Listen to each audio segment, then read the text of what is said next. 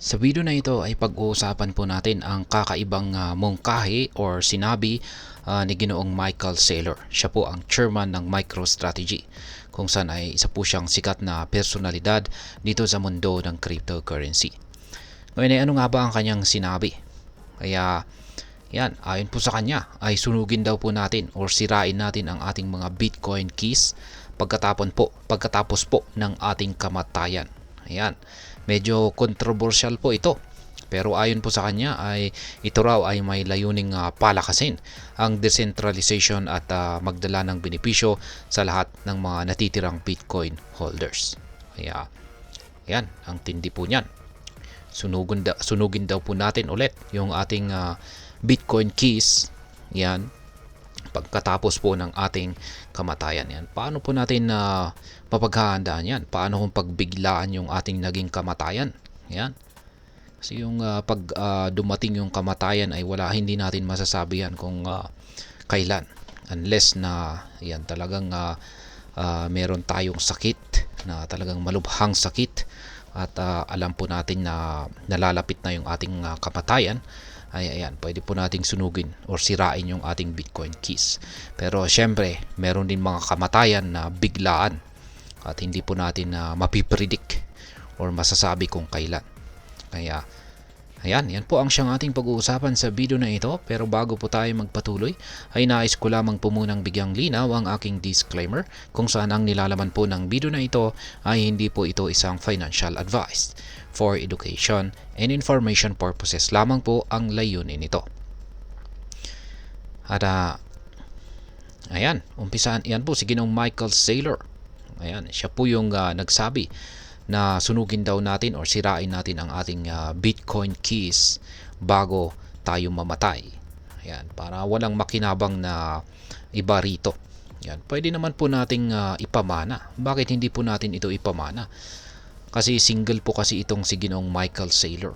Yan, sa tingin ko, sa pagkakaalam ko, wala pa siyang asawa. Kaya ganyan po yung kanyang pananaw. Pero kung ikaw po yung may pamilya, yan, syempre ipamana mo yung Bitcoin mo. Yan yung dahilan kung bakit isa sa mga advantage or kagandahan dito kay Bitcoin. Pwede mong ipamana. Kaya, ayan.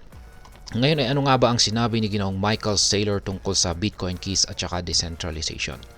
Ayon po kay Ginoong Michael Saylor, ang pagsira po sa Bitcoin keys, yan, Bitcoin keys ng mga namayapa ay magresulta po ito sa tinatawag niyang pro rata contribution. Ayan. At ibig sabihin po nito ay kapag nawala na po kasi ang access kay Bitcoin ng isang tao, ang natitirang Bitcoin sa network ay magiging mas mahalaga para sa mga holders na buhay pa. Ayan. Totoo naman po yan.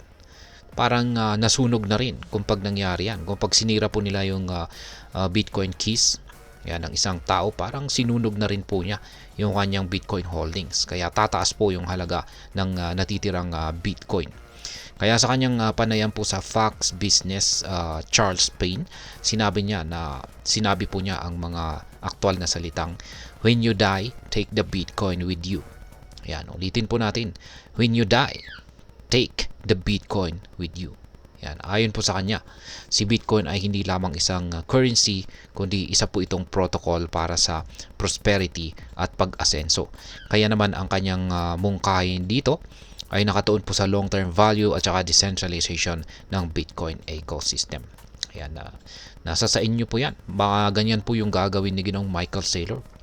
Kapag namatay po siya, baka susunugin po niya yung kanyang Bitcoin keys. Yan, at mukhang wala siyang plano na i-donate or ipamana ito. Kaya, yan, malamang ganyan po. Pero para sa akin ay ipapamana ko na lang. Kaya, ayan, paano niya po ikinukumpara ang kanyang sarili kay Ginoong Satoshi Nakamoto? Yan, kung babalikan po natin, si Ginoong Satoshi Nakamoto ay ang pseudonymous creator ni Bitcoin. Ayon po kay Ginoong Saylor, nais niyang maalala bilang isa sa mga taong nag-ambag sa pagpapalaganap kay Bitcoin sa buong mundo. Ipinahayag po niya na ang kanyang layunin ay pagpatuloy po ang nasimulan ni Ginoong Satoshi sa pamamagitan po ng pagpapakilala kay Bitcoin sa mas malawak na saklaw, kabilang po ang mga korporasyon at saka gobyerno. Isa dito sa mga dahilan kung bakit tinutulak niya ang ideya ng pagkakaroon po ng responsibilidad sa paggamit kay Bitcoin para sa mas matagalang benepisyo. Ayan. Ngayon ay ano naman ang kanyang ginagawa para sa mainstream adoption ni Bitcoin.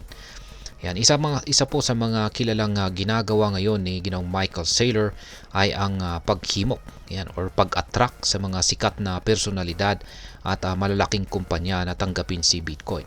Halimbawa ay nitong nakalipas po na December, nakalipas po na taon, ay hinikayat po niya si Ginoong Jeff Bezos. Siya po ang founder ng Amazon na gamitin po ang $600 million na ginastos sa isang kasalan para mag-invest kay Bitcoin, at na-content po natin yan. Bagamat itinanggi po ni Ginoong Bezos na tinanggi po ni Ginoong Bezos ang isyong ito, at nanindigan si Ginoong Saylor na ang ganitong klaseng pag-i-invest ay makakapagbigay po ng malaking impact sa adoption ni Bitcoin, lalo na po sa corporate level. Sa kanyang pananaw, ang impluwensya po ni Ginoong Bezos at iba pang mga malalaking tao ay maaari pong magsilbing daan para sa mas maraming korporasyon na magpakita ng interest sa cryptocurrency. Ngayon ay ano naman ang ginagawa ng MicroStrategy kay Bitcoin? Ayan, alam naman po natin yan sa mga laging nakatutok sa balita. Ang MicroStrategy ay ang kumpanyang pinamumunuan ni Ginoong Saylor. At ito po ay kilala sa kanilang agresibong pagbili ng Bitcoin. Sa katunayan, nitong January 6, 2025 ay in-announce po nila ang pagbili ng 1,070 na Bitcoin sa average price po nito na 94,004 bawat isa. Ang kabuang halaga po nito ay umabot po sa $101 million. Yan, ganyan po katindi ang napaka-agresibong pagbili ng MicroStrategy. Sa kasalukuyan, ang MicroStrategy ay meron na po silang hawak na 447,470 na Bitcoin, kung saan ay meron po itong kabuang halaga na $44.55 billion. Ipinagmamalaki po nila ang kanilang unrealized profit na nasa $16.59 billion. Base po sa average purchase price nito, ay ito po ay nasa $62,503 kada Bitcoin. Ayan, mula pa noong November 2024, sinimulan po ng MicroStrategy ang kanilang weekly Bitcoin acquisition na higit pang pinalakas matapos po ang pro-Bitcoin na panalo ni Donald Trump sa presidential election. Ang pinakamalaki po nilang pagbili ay naganap noong November 25, kung saan ay bumili po sila ng 55,500 na BTC sa halagang $5.4 billion. Ayan, ganyan po katindi ang MicroStrategy sa pag-i-invest dito ay Bitcoin. Ngayon ay ano naman po ang maaring maging epekto nito para sa atin bilang mga Pinoy crypto traders at investors ni Bitcoin.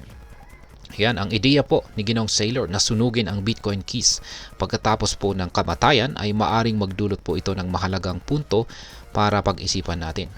Una ay ang pagpapahalaga po sa decentralization. Ang sinabi niyang ito ay naglalayong palakasin ang network ni Bitcoin sa pamamagitan po ng pagbabawas ng supply na may access. Kung mangyayari po ito ay maaring tumaas ang value ng natitirang Bitcoin sa market. Pangalawa ay ang responsibilidad sa asset. Bilang mga may-ari ng Bitcoin, mahalagang planuhin po ang pamamahala ng ating crypto assets. Dapat po nating pag-isipan kung ipapamana ba natin ito sa mga mahal natin sa buhay o susundin ang sinabi ni Ginoong Saylor na sunugin o sirain ito. At ang panghuli ay ang pangmatagalang pananaw sa investment. Ang sinabi po ng Ginoong Saylor ay nagpapakita ng kahalagahan ng pangmatagalang pananaw or long-term perspective. Hindi lamang po ito tungkol sa kasalukuyang kita kay Bitcoin, kundi ito rin ay tungkol sa kontribusyon sa mas malawak na ecosystem. At ngayon ay ano naman po ang aking masasabi tungkol dito. Ang ideya po ni Ginoong Michael Saylor ay maaring mukhang radical, pero ito ay nagpapakita po ng isang mas malalim na pag-unawa sa papel ni Bitcoin sa ekonomiya.